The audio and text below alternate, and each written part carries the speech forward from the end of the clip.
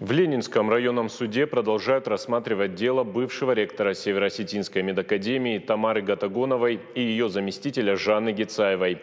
Их обвиняют в злоупотреблении и превышении служебных полномочий, служебном подлоге, нецелевом расходовании бюджетных средств в крупном размере и мошенничестве в предпринимательской деятельности.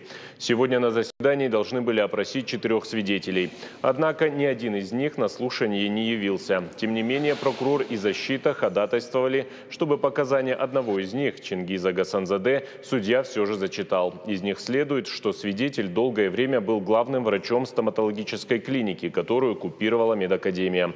В 2007 году в поликлинике начались ремонтные работы. Вместе с этим было принято решение расширить площадь стоматологии. В своих показаниях Гасанзаде утверждает, что в процессе ремонта обнаружились документы и акты, которые он не подписывал и даже ничего о них не знал. Что касается 3 оставшихся свидетелей, прокурор и сторона защиты ходатайствовали об их повторном вызове в суд.